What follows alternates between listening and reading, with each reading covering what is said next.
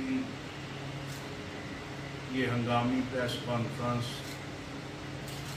تحریک لبیک پاکستان کے معزز اراکین شورا، جن میں عزت مآب جناب ڈاکٹر محمد شفیق امینی صاحب، مرکزی رہنما تحریک لبیک پاکستان و مرکزی رکن مجلس شورا، عزت مآب جناب چودھری رضوان احمد سیفی صاحب، ممبر مرکزی مجلس شورا، عزت مآب جناب حضرت علامہ مولانا مفتی محمد عمیر احمد الازہری صاحب، ممبر مرکزی مجلس شورا، عزت مآب جناب پیر سید عرفان امیر شاہ صاحب،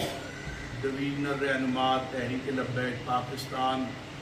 حضرت علامہ مولانا محمد رب نواز فاروقی صاحب، ناظم اعلیٰ ضلع راولپنڈی، محترم المقام عزت مآب جناب تیمور وحید ایڈوکیٹ صاحب، جنہوں نے سپریم کورٹ کے اندر تحریک لبیک پاکستان کی وکالت کے فرائض سر انجام دیے۔ سب سے پہلے تو میں آپ تمام معزز صحافی حضرات کا شکریہ ادا کرتا ہوں، بشمول پرنٹ میڈیا ہو، الیکٹرانک میڈیا، سوشل میڈیا کے جملہ اراکین کا، کہ آپ حضرات ہماری اس دعوت پر یہاں تشریف لائے اور ہماری آواز کو عوام الناس تک پہنچانے کا آپ ذریعہ بنے۔ دعا ہے اللہ تعالیٰ آپ کی اس سایہ جمیلہ کو شرف قبولیت عطا فرمائے۔ ملکی حالات جس قسم کے ہیں یہ آپ حضرات کے سامنے ہے، اور بالخصوص سپریم کورٹ کے اندر مبارک ثانی کیس کی جو فیصلہ آیا ہے تفصیلی، اس میں جس طرح کا ابہام پیدا کیا گیا اور ایک چور دروازہ قادیانیوں کو مہیا کرنے کی جسارت کی گئی، جس پر تحریک لبیک پاکستان نے، ہمارے قائدین نے، اور جتنے بھی ہمارے وکلاء تھے، علماء تھے، مفتیان کرام تھے، انہوں نے مختصر فیصلہ آنے پر کوئی رد عمل کا اظہار نہیں کیا، بلکہ اس بات کا انتظار کیا کہ ہم تفصیلی فیصلہ پڑھیں۔ تفصیلی فیصلہ پڑھنے کے بعد تحریک لبیک پاکستان نے اسے یکسر مسترد کیا، اور جمعے والے دن ابتدائی طور پر تحریک لبیک پاکستان نے علامتی احتجاجی مظاہرے کیے تاکہ حکومت جو ہے وہ بیدار ہو، اور یہ گناؤنی سازش جو ہے اس کا تدارک کیا جا سکے۔ اس پر تحریک لبیک پاکستان کے مرکزی امیر جماعت کا موقف جو ہے صاحبزادہ حافظ سعد حسین رضوی دامت برکاتہم العالیہ اپنے خطاب میں دے چکے ہیں۔ آج ہم اس بات کا دوبارہ اعادہ کر رہے ہیں کہ عقیدہ ختم نبوت کے لیے کسی قربانی سے دریغ نہیں کیا جائے گا۔ سپریم کورٹ کا فیصلہ پڑھے بغیر وفاقی وزراء کی پریس کانفرنسز کرنا ان کی بدنیتی کو ظاہر کرتا ہے۔ ہم مطالبہ کرتے ہیں کہ ایسے نااہل وزراء کو عہدوں سے برطرف کیا جائے۔ ختم نبوت کوئی بچوں کا کھیل نہیں، یہ کروڑوں مسلمانوں کے ایمان کا مسئلہ ہے، جس کی بقا کے لیے خلیفہ اول سیدنا صدیق اکبر رضی اللہ تعالیٰ عنہ کے دور میں باضابطہ جہاد کیا جا چکا ہے۔ تحریک لبیک پاکستان ایک پرامن رجسٹرڈ سیاسی جماعت ہے، پاکستان کے استحکام، سالمیت اور ترقی کے لیے اپنا کردار ادا کرتی رہے گی، اور جب تک تحریک لبیک پاکستان کا ایک کارکن بھی موجود ہے، ہمارا عہد ہے کہ ختم نبوت کا پرچم سر نگو نہیں ہونے دیں گے۔ قاضی فائز عیسیٰ نے قادیانیوں کو چور دروازہ فراہم کرنے کی ناکام کوشش کی، جسے تحریک لبیک پاکستان نے بروقت مسئلہ کو اجاگر کر کے خاک میں ملا دیا ہے۔ آج اسی کا ثمرہ ہے کہ پوری قوم ختم نبوت پر ایک ہے۔ ہم سمجھتے ہیں قاضی فائز عیسیٰ نے یہ فیصلہ دے کر پاکستان کے خلاف ایک گھناؤنی سازش کی ہے، جس کا مقصد پاکستان میں انتشار، افراتفری اور اس کی سالمیت کو خطرے سے دوچار کرنا ہے۔ ہمارا مطالبہ ہے کہ قاضی فائز کو برطرف کر کے اس کا نام ECL میں ڈالا جائے اور فی الفور مقدمہ چلا کر قانون کے مطابق سزا دی جائے۔ ہم سمجھتے ہیں کہ اس غیر آئینی، غیر شرعی اور غیر قانونی فیصلے کی نون لیگ نے جو حمایت کی ہے، یہ اس بات کی طرف اشارہ ہے کہ اس گھناؤنے فعل میں یہ بھی ملوث ہیں۔ ہمیشہ قادیانیوں کو چور دروازہ فراہم کرنے اور اسلام مخالف قوانین بنانے پر جب بھی نون لیگ اقتدار میں آئی اس نے زور رکھا ہے، جس کی چند مثالیں ہم آپ کے سامنے رکھتے ہیں تاکہ قوم کو فیصلہ کرنے میں بڑی آسانی ہو۔ جب وفاقی شرعی عدالت نے سود کے خلاف فیصلہ دیا تو اس فیصلے کے خلاف اپیل نون لیگ نے اپنے دور حکومت میں کی۔ نون لیگ ہی کے صدر ممنون حسین نے ایک تقریب سے خطاب کرتے ہوئے کہا کہ علماء سود کو حلال کرنے کے لیے کوئی حل نکالیں۔ نون لیگ کے دور اقتدار میں عاشق رسول ممتاز قادری کو بے دردی سے شہید کیا گیا۔ نون لیگ ہی کے دور حکومت میں ختم نبوت کے حلف نامے میں تبدیلی کی گئی اور اس پر احتجاج کرنے والے غلامان مصطفیٰ کو شہید کیا گیا۔ نون لیگ کے قائد نے مرزائیوں کو اپنا بہن بھائی قرار دیا۔ نون لیگ کے دور حکومت میں فائز عیسیٰ نے مرزائیوں کو چور دروازہ فراہم کیا۔ اس طرح کے سیاہ کارناموں سے نون لیگ کی تاریخ بھری پڑی ہے۔ یہ محض اتفاق ہے یا نون لیگ کی اندرون خانہ ملی بھگت جو وقتاً فوقتاً ظاہر ہو رہی ہے؟ اب وقت آ گیا ہے کہ قوم اپنی آنکھیں کھولے اور ختم نبوت کے ڈاکوؤں کا کڑا احتساب کرے۔ پاکستان میں کوئی فرد واحد یا ادارہ احتساب سے بالاتر نہیں ہونا چاہیے۔ ججز کا بھی احتساب ہو۔ یہ بڑی کرسی پر بیٹھ کر ایسے فیصلے کر جاتے ہیں کہ جس کا خمیازہ پوری قوم کو بھگتنا پڑتا ہے، اور یہ چند سال بعد صرف اتنا کہنے پر اکتفا کرتے ہیں کہ ہم معافی مانگتے ہیں۔ کیا کبھی عدالت نے کسی چور کو محض معافی مانگنے پر چھوڑ دیا ہے؟ اسے تو جرم کی سزا بھی ملتی ہے۔ اس کی مثال ذوالفقار علی بھٹو کے پھانسی کے فیصلے کے 25-30 سال بعد عدالت کا اسے جوڈیشل مرڈر قرار دینا ہے۔ اس طرح کی بہت سی اور مثالیں موجود ہیں۔ تحریک لبیک پاکستان 7 ستمبر 1974 کو قرارداد اسمبلی نے منظور کی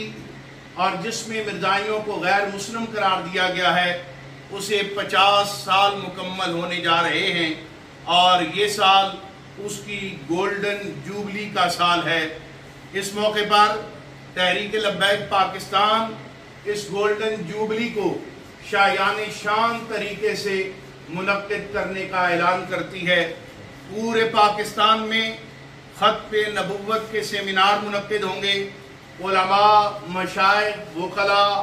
ڈاکٹرز، مزدور، کسان اور ہر طبقہ فکر کے لوگوں میں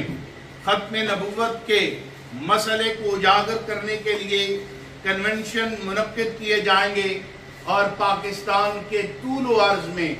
بڑے بڑے مقامات پر ختم نبوت کانفرنسز منعقد کرنے کا تحریک لبیک پاکستان اعلان کر رہی ہے۔ انشاءاللہ 7 ستمبر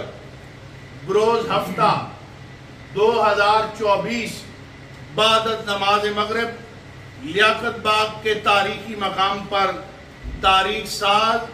فقید المثال ختم نبوت کانفرنس تحریک لبیک پاکستان منعقد کرنے کا اعلان کر رہی ہے۔ اس موقع پر کل قومی اسمبلی کے اندر ختم نبوت کے ایشو پر آواز بلند کرنے کی سعادت حاصل کرنے والے اراکین صاحبزادہ حامد رضا صاحب، عبد القادر پٹیل صاحب، علی محمد خان صاحب، مولانا عبد الغفور حیدری صاحب، حنیف عباسی صاحب اور دیگر افراد کو ہم خراج تحسین پیش کرتے ہیں کہ انہوں نے غلامان مصطفیٰ کا جو نقطہ نظر تھا اسے اسمبلی کے اندر بیان کیا اور جرت کا مظاہرہ کیا۔ ہماری دعا ہے اللہ تعالیٰ انہیں ختم نبوت اور ناموس رسالت کے اس مشن پر استقامت عطا فرمائے۔ آج جیسا کہ آپ حضرات کے علم میں ہے، پوری امت مسلمہ کے دل انتہائی رنجیدہ ہیں کہ وہ صبح ہمیں خبر ملی کہ مجاہد اسلام اور امت مسلمہ کے عظیم ہیرو، عظیم مجاہد اور حماس کے سربراہ محترم اسماعیل ہانیہ کو ایران کے اندر شہید کر دیا گیا ہے۔ انا للہ و انا الیہ راجعون۔ تحریک لبیک پاکستان کے قائد صاحبزادہ حافظ سعد حسین رضوی، مرکزی اراکین شورا اور پورے پاکستان کے اندر تحریک لبیک پاکستان کے جملہ ذمہ داران، کارکنان اور پوری پاکستانی قوم کی طرف سے ہم فلسطینیوں کے ساتھ اظہار تعزیت کرتے ہیں۔ غم کی اس گھڑی میں ہم ان کے ساتھ برابر کے شریک ہیں۔ اسماعیل ہانیہ صرف فلسطینیوں کا ہی مجاہد نہیں تھا، وہ پوری امت مسلمہ کا لیڈر تھا۔ قبلہ اول کی آزادی کے لیے تحریک لبیک پاکستان ان کی جد و جہد کی بھرپور حمایت کرتی ہے اور ہم اللہ تعالیٰ کی بارگاہ میں دعا گو ہیں کہ اللہ تعالیٰ ان کی شہادت کو اپنی بارگاہ میں قبول و منظور فرمائے اور اس کے تصدق سے ہمارے مظلوم فلسطینی بھائی جو اتنی قربانیاں دے رہے ہیں، اللہ انہیں فتح کا سورج نصیب فرمائے۔ اللہ تعالیٰ ان کے خاندان والوں کو اور پوری فلسطینی قوم کو یہ عظیم صدمہ برداشت کرنے کی توفیق عطا فرمائے۔ اب میں نہایتی ادب سے ملتمس ہوں محترم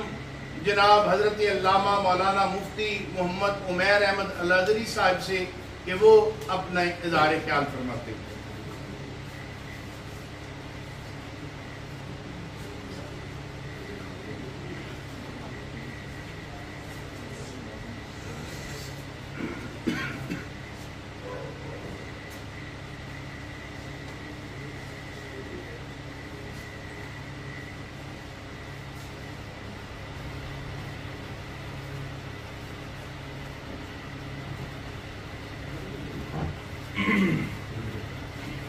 بسم اللہ الرحمن الرحیم۔ مبارک احمد ثانی کیس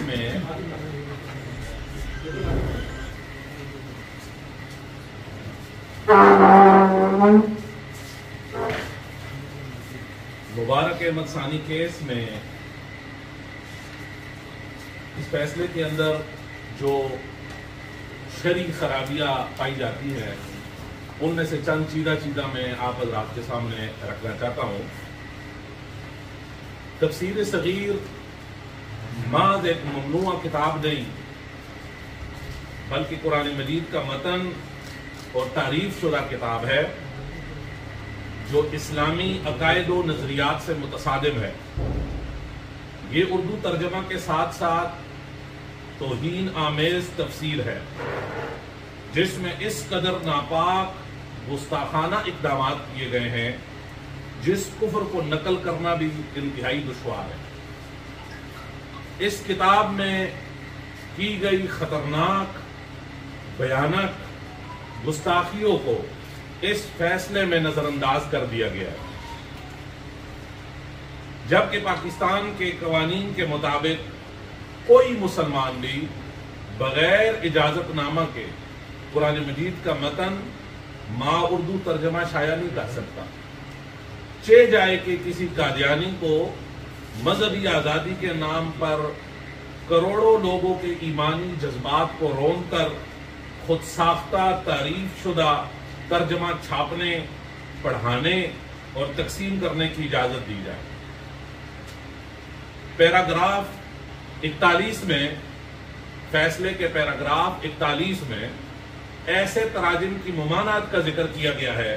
جو مسلمانوں کی عقیدے بالخصوص نبی کریم صلی اللہ علیہ وسلم پر سلسلہ نبوت کے ختم ہونے کے خلاف ہو، جبکہ پیراگراف 42 میں قادیانیوں کو گھر کی خلوت کے نام پر اس توہین کی اجازت دے دی گئی ہے، جو فیصلہ میں پیراگراف 41 دوبارہ سمجھتے ہیں کیونکہ یہ بڑا عام مسئلہ ہے۔ پیراگراف 41 میں ایسے تراجم کی ممانعت کا ذکر کیا گیا ہے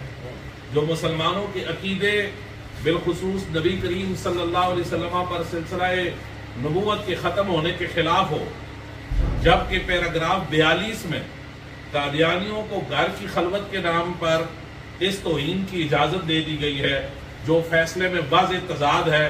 اور ایسی اجازت شریعت اسلامیہ اور آئین پاکستان کے خلاف ہے۔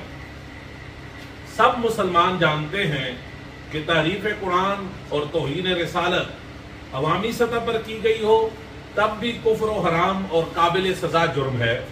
اسی طرح خلوت میں بھی تحریف قرآن اور توہین رسالت کفر و حرام اور قابل سزا جرم ہے۔ جلوت و خلوت کا کوئی فرق نہیں، جرم جرم ہے، خواہ وہ خلوت میں کیا جائے یا اعلانیہ طور پر کیا جائے۔ یاد رہے کہ مذہبی آزادی کے نام پر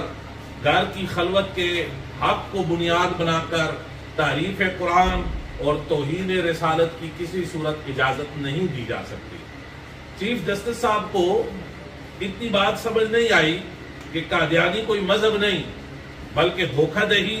اور خیانت پر مشتمل ان افکار کا نام ہے جو مسلمانوں کو مسلسل مکر و فریب میں مبتلا کرنے کی مضمون کوشش جاری رکھے ہوئے ہیں۔ اس کیس میں ہی دیکھ لیں کہ قادیانی کس طرح اپنے مراکز میں اسلام سے منسوب مقدس چیزوں کا ذکر اپنے ہاں کس دیدہ دلیری سے کر رہے ہیں۔ آپ فیصلے میں دیکھیں تو آپ کو نظر آئے گا، مثلا قرآن مجید، تفسیر، عائشہ، دینیات، مدرسۃ البنات، قرآن کا اردو بامحاورہ ترجمہ، مدرسۃ الحفظ، ان اسلامی معروف اصطلاحات کو استعمال کر کے سادہ لو مسلمانوں کو مرتد بنانے کی مضمون کوشش کر رہے ہیں۔ میں آج کی اس پریس کانفرنس سے مزید بات کرتے ہوئے واضح کرتا چلوں کہ مبارک ثانی اگرچہ تفسیر صغیر کا مصنف و تابع نہیں، تاہم بحیثیت پرنسپل، استاذ اور نصاب تیار کرنے والے اور گستاخانہ کتاب کو تقسیم کرنے والے کی حیثیت سے کسی صورت اس کو قانونی رعایت دینا درست نہیں ہے۔ چیف جسٹس صاحب کو اس فیصلے میں اپنے مطلب کی باتیں سمجھ آتی ہے، جیسے یہودیوں کے بارے میں قرآن کہتا ہے کہ اَفَتُؤْمِنُونَ بِبَعْضِ الْكِتَابِ وَتَكْفُرُونَ بِبَعْضٍ، بالکل اسی طرح چیف جسٹس صاحب نے بھی فیصلہ کے پیراگراف 47 میں فتح مکہ کے موقع پر عام معافی کا ذکر تو کیا، لیکن اسی دن فتح مکہ کے موقع پر اسی دن ابن قتل اور اس جیسے گستاخوں کو جنہیں کعبے کے پردے میں بھی چھپے ہوں تب بھی سرکار دو عالم رحمت للعالمین محبوب خدا صلی اللہ علیہ وسلم کی جانب سے انہیں قتل کر دینے کا حکم دیا گیا، جسے فیصلے میں یکسر نظر انداز کر دیا گیا ہے۔ یوں اپنی مرضی کی چیزیں بطور دلیل پیش کر دی اور جن سے آپ کے مفادات کو نقصان پہنچتا تھا ان چیزوں کو یکسر نظر انداز کر دیا۔ پیراگراف 48 میں رحمت للعالمین صلی اللہ علیہ وسلم کے پیروکار ہونے کا تقاضا یہ بیان کیا چیف جسٹس صاحب نے کہ مسلمان اپنے مخالفین سے بھی حسن سلوک کا رویہ رکھیں اور سوچیں کہ اللہ تبارک و تعالیٰ کی رضا کس کام میں ہے اور کیا ان کے اعمال سے رسول اللہ صلی اللہ علیہ وسلم خوش ہوں گے۔ ہم پوچھتے ہیں کہ کیا قادیانیوں کو تحریف قرآن اور توہین رسالت کی جو اجازت آپ نے دی ہے، کیا اللہ تعالیٰ اور رسول اللہ صلی اللہ علیہ وسلم آپ کے اس عمل سے خوش ہوں گے؟ ہرگز نہیں، قطعاً نہیں۔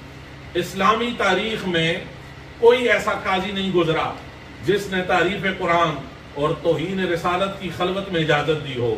افسوس کہ اس گندگی کے مرتکب چیف جسٹس صاحب آپ ہوئے ہیں۔ اس غیر قانونی،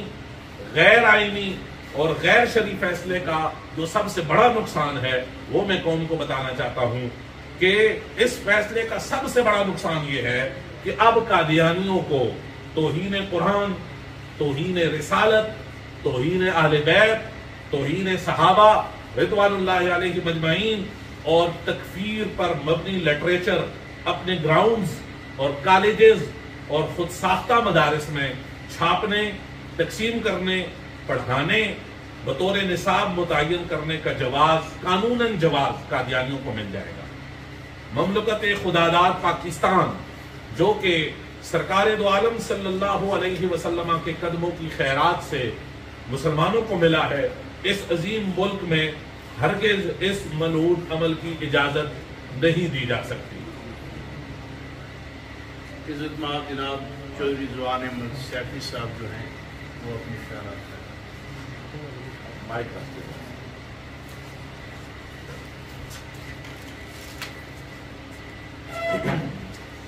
اور آپ بکی ہے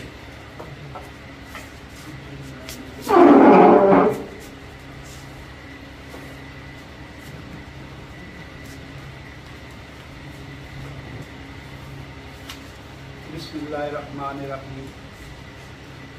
chief justice of supreme court کے 24 جولائی کے فیصلے کے بعد سے لے کر اب تک جس طرح یہ فیصلہ ہر شعبہ زندگی سے تعلق رکھنے والے لوگوں نے ڈسکس کیا، ہر پلیٹ فارم پہ، مسجد، مدرسہ، خانقاہ، پارلیمنٹ، عدالتیں، اس کے بعد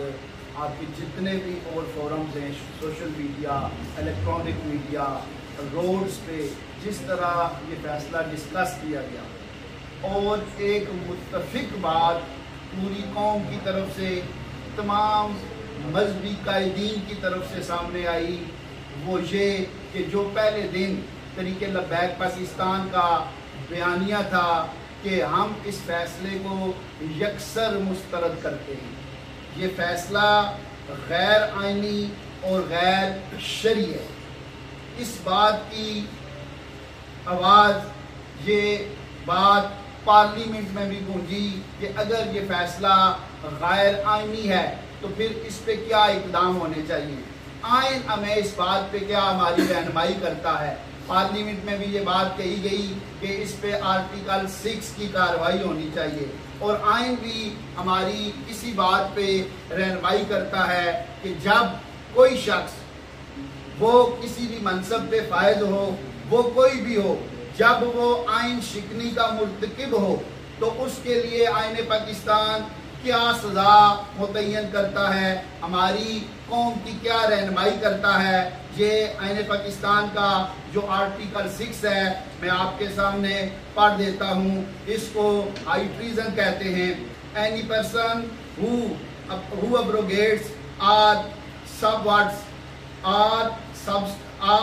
subpendings or holds in absence or attempts or conspires to abrogate or subverts or suspends or hold in abeyance in constitution by use of force or show of force or by any other unconstitutional means shall be guilty of high treason۔ میں اردو میں اس کا ترجمہ بھی پڑھ دیتا ہوں تاکہ مزید آسانی ہو جائے۔ آرٹیکل 6، کوئی بھی شخص جو طاقت کے استعمال یا طاقت سے یا دیگر غیر آئینی ذریعے سے دستور کی تنصیب کرے، تخریب کرے یا معطل کرے یا التوا میں رکھے یا اقدام کرے یا تنصیب کرنے کی سازش کرے یا تخریب کرے یا معطل یا التوا میں رکھے، سنگین غداری کا مجرم ہوگا۔ کوئی شخص، یہ آگے آرٹیکل 6 کی جو شک نمبر 2 ہے، کوئی شخص جو مذکورہ افعال جو پہلی شک میں ذکر ہوئے میں مدد دے گا یا معاونت کرے گا یا شریک ہوگا اسی طرح سنگین غداری کا مجرم ہوگا. ٹھیک ہے. آگے اس کا جو 2 نمبر شک ہے، اس کا جو آگے الف بنتی ہے وہ یہ ہے کہ درج شدہ سنگین غداری کا عمل کسی بھی عدالت کے ذریعے بشمول عدالت عظمیٰ اور عدالت عالیہ جائز قرار نہیں دیا جائے گا. ٹھیک ہے. آگے اس کی جو 3 نمبر شک ہے، مجلس شورا یعنی پارلیمنٹ بذریعہ قانون ایسے شخص کے لیے سزا مقرر کرے گی جنہیں سنگین غداری کا مجرم قرار دیا جائے گا. یہ آپ کا آئین رہنمائی کرتا ہے. میں یہاں ضمناً یہ بات عرض کرتا چلوں کہ جو اس ریویو پٹیشن میں جو 4 فروری کو مبارک ثانی قادیانی کا فیصلہ سنایا گیا تھا، قوم نے اور ہم سب نے سمجھا یہ غلطی سے ہو گیا ہے. اس کے خلاف ریویو پٹیشن دائر کی گئی جو طریقے لبیک پاکستان کی طرف سے بھی دائر کی گئی، جو میں نے اپنے نام سے دائر کی تھی. اور ہم نے اس پٹیشن میں، جس پٹیشن کا ہمارا نمبر 502/2024 ہے، جو وہاں پہ آلریڈی ریکارڈ کا حصہ ہے، اور آج ہم نے اس کی ریکارڈ کاپی بھی، وہ اٹیسٹڈ کاپی جو ہے وہ بھی ہم نے اپلائی کر دی ہے. میں مختصر پڑھ دیتا ہوں کہ ہم نے اسے اس چیز کی جو ہے نا نشاندہی اسی وقت کی تھی، اپنی ذمہ داری سمجھتے ہوئے ہم نے اسے اس چیز کی نشاندہی کی تھی. لیکن افسوس کہ چیف جسٹس نے اپنے بغض کا مظاہرہ کرتے ہوئے، ٹھیک ہے، اپنی اڈدرمی کا مظاہرہ کرتے ہوئے ہماری اس بات کو نہ صرف نظر انداز کیا بلکہ اپنے فیصلے میں کسی جگہ اس کا ذکر نہیں کیا. ویسے تو ہماری یہ پٹیشن کافی بڑی پٹیشن ہے، لیکن میں اس کا جو یہ آرٹیکل 6 سے متعلق ہم نے پہلے ہی نشاندہی کر دی تھی، وہ اس کا میں ضمناً ذکر کر دیتا ہوں. اس میں جو ہمارا پیرا 5 ہے اس کی میں تھوڑی سی عبارت پڑھ دیتا ہوں، جس میں ہم نے اس کو یہ بات کہی کہ قرآن پاک کے خلاف سیاق و سباق سے ہٹ کر اور آئین پاکستان کی دفعات کو بیان کرنے کے ذریعے عدالت نے قادیانیوں پر عائد قانونی اور منصفانہ پابندیوں سے متعلق طے شدہ اصولوں اور قوانین کو کالعدم منسوخ کرنے کی کوشش اور انہیں ان کے غیر قانونی ہونے پر قانونی تحفظ فراہم کرنے کی کوشش کی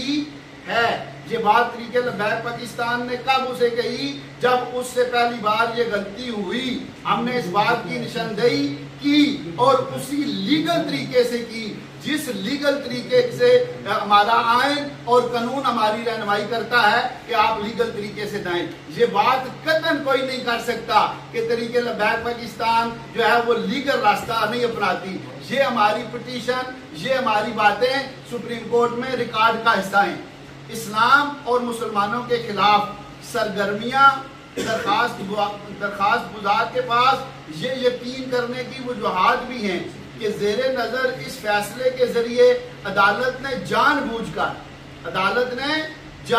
کر متعلقہ قوانین کو مشکوک، متنازع، غیر مؤثر اور غیر ضروری بنانے کی کوشش کی ہے. اور PLD 1991 فیڈرل شرعی کورٹ کی یہ ایک ججمنٹ ہے، اس کا ہم نے حوالہ دیا. اور فیڈرل شرعی کورٹ کی ایک اور ججمنٹ ہے جو 1993 کی ہے، اس کا بھی ہم نے حوالہ دیا، جو اس عدالت کے دائرہ اختیار سے باہر ہے.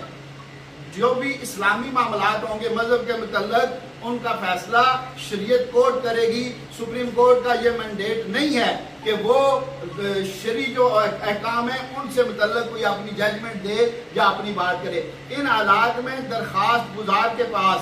اس بات پر یقین کرنے کی وجوہات موجود ہیں کہ عدالت نے دانستہ، بدنیتی اور فعل چھپائی کے ذریعے قادیانی گروپ کو ناجائز فائدہ پہنچایا، جو آئین کے تحت چیف جسٹس آف پاکستان کے الف کی صریح خلاف ورزی ہے. یہ باتیں ہم نے اس وقت کی. اور ہمارا جو اس میں چھٹا پیرا ہے اور مدعا ہمارا اسی میں ہے، اسلامی جمہوریہ پاکستان کے آئین 1973 کے آرٹیکل 203G کے تحت عدالت کو خصوصی طور پر اس بات سے منع کیا گیا ہے کہ وہ اسلام کے احکامات کی خلاف ورزی سے متعلق کسی بھی قانون کی خلاف ورزی کے بارے میں فیصلہ کرے یا کسی مخصوص طریقے سے طریقہ کار کے قانون سمیت کسی بھی قانون پر عمل درآمد کے بارے میں کوئی ہدایات یا عمل درآمد دے، جیسا کہ عدالت نے نظر ثانی کے تحت فیصلے کے پیرا نمبر 10 میں کیا ہے، لہذا اس کا جائزہ لینا چاہیے۔ اب یہ بات روز روشن کی طرف واضح ہو گئی ہے کہ chief justice of supreme court نے ایک غیر آئینی اور غیر شرعی فیصلہ دیا ہے۔ پارلیمنٹ سے بھی یہ بات سامنے آ گئی ہے کہ اس کے خلاف آرٹیکل 6 کی کارروائی ہونی چاہیے۔ آئین پاکستان بھی اسی بات کی طرف رہنمائی کرتا ہے کہ یہاں آرٹیکل 6 بنتا ہے۔ اب گورنمنٹ کی یہ ذمہ داری ہے کہ وہ اپنی رٹ کو بحال کریں، وہ آئین کی بالادستی کے لیے اپنا کردار ادا کریں اور آرٹیکل 6 پر عمل درآمد کرائیں اور اس کے خلاف کارروائی کا آغاز کریں۔ اگر گورنمنٹ آف پاکستان آئین کی رٹ کو بحال نہیں کرتی، آئین کی بالادستی کو قائم رکھنے کے لیے اپنا کردار ادا نہیں کرتی جو اس کا آئینی فرض ہے، تو تحریک لبیک پاکستان کے پاس اپنا آئینی حق موجود ہے، جس کا انشاءاللہ ہم آئینی اور قانونی طریقے سے بھرپور استعمال کریں گے۔ سوالات ہوں تو ڈاکٹر شفیق امینی صاحب آپ کے سوالات ہیں۔ بس یہ پاکستان مذہبی معاملہ ہے، اس میں ہم بھی بطور ساتھی نہیں سمجھ اپنے آپ کو مسلمان ہیں، تو کوئی بات ایسی ہو نہیں سکتی جو دین کے خلاف ہو یا نبی کے خلاف۔ تو آپ کیا سمجھتے ہیں کہ جو فیصلہ ہے اس فیصلے کے پیچھے کیا مقاصد کار فرما ہو سکتے ہیں؟ کیونکہ بظاہر تو چیف جسٹس صاحب کا جو کنڈکٹ ہے یا ان کا جو ماضی ہے یا ان کے جو والد تھے یا تحریک پاکستان اس کا معاملات ہے وہ ان سے اچھی شہرت تھی، لیکن اچانک یہ ہوا ہے کہ تحریک لبیک کی کیا پڑھنی ہے، اس کے پیچھے کون بڑھتا ہے؟ بسم اللہ الرحمن الرحیم۔ ایک فیصلہ اگر اس طرح آ جائے کہ جس میں ہم یہ سمجھے کہ اس بندے سے کوئی غلطی ہوئی ہے، کوتاہی ہوئی ہے، تو پھر ہم یہ سمجھتے ہیں کہ اس کے پیچھے کوئی مقاصد نہیں تھے یا ان سے جو ہے نا غلط فہمی میں یا کم علمی میں جہالت کی وجہ سے یہ کام ہوا۔ لیکن جہاں پر ہمارے وکلاء پیش ہوئے، ہم خود بھی اس سماعت میں موجود تھے، دینی جو جتنی بھی ہمارے مفتیان کرام تھے اور انہوں نے اپنی آراء پیش کی اور جو غلطیاں اس کیس میں ہوئی تھی ان سب کو مینشن کر کے کہ آپ نے یہ غلطی کی ہے، یہ غلطی کی ہے، یہ غلطی کی ہے، اور پھر اس کو قرآن و حدیث سے بھی ثابت کر کے، اسلام اور آئین پاکستان سے بھی ثابت کر کے انہوں نے ان کو بالکل واضح طور پہ یہ کہا کہ یہ آپ کی غلطیاں ہیں۔ اس کے باوجود ان کو مکمل طور پہ سائڈ پہ رکھنا اور اس کو اپنی اسی جو فیصلہ ہے اسی کو برقرار رکھ کے بلکہ اس سے 2 قدم آگے بڑھنا، میں سمجھتا ہوں کہ ان کے پیچھے ضرور مقاصد ہے اور وہ انتہائی مذموم مقاصد ہے، اور شروع دن سے جب سے پاکستان بنا ہے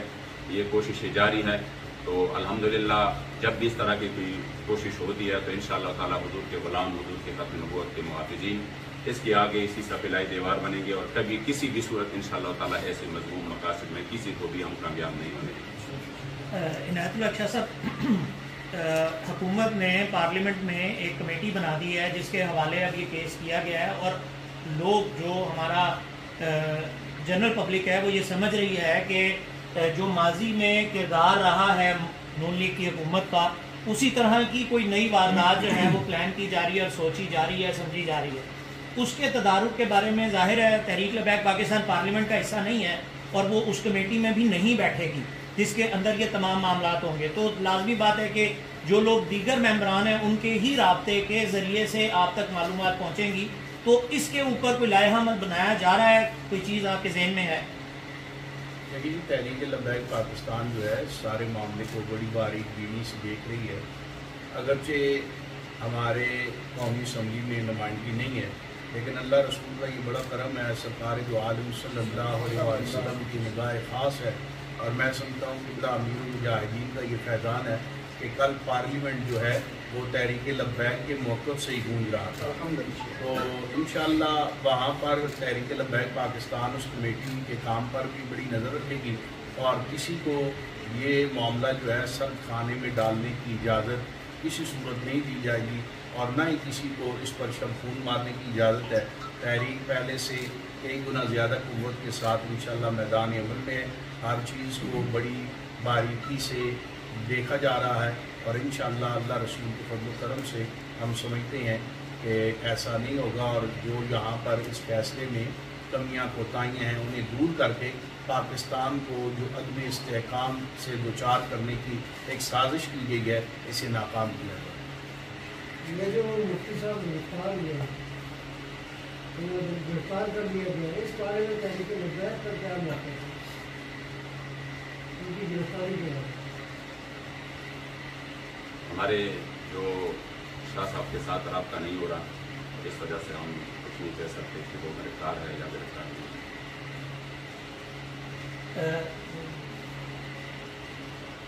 حکومت نے اعلان کیا، ابھی D G I S P R نے بھی کہا کہ ہم سامان بھیج رہے ہیں فلسطین کے اوپر جو مطالبات ہیں تحریک لبیک پاکستان کے، ان کے اوپر ابھی تک کی عمل درآمد کی تاریخ جو ہے وہ ظاہر ہے مکمل ہونے کو ہے۔ تو رضوان سیفی صاحب، آپ چونکہ ان معاملات کے ساتھ زیادہ ان ٹچ بھی رہتے ہیں، تو جو مذاکراتی کمیٹی، ماضی میں مذاکرات کا کوئی اچھا جو ہے وہ ماضی نہیں ہے، مطلب معاملہ طے کیے، معاہدہ کیا، اور پھر اس کے بعد اس کو ان معاہدات کے اوپر اکثر اوقات عمل ہوتا ہم نے نہیں دیکھا۔ ابھی بھی ایک معاہدہ ہے جو فلسطین سے متعلقہ ہے، اور اس کے اوپر کیا عمل درآمد ہے، کیا پیش رفت ہے، اور جو ماضی کے معاہدات ہیں ان کے اوپر ابھی تک کیا عمل درآمد ہے، کیونکہ پابندیاں تو آپ کے اوپر سے نہیں ہٹیں،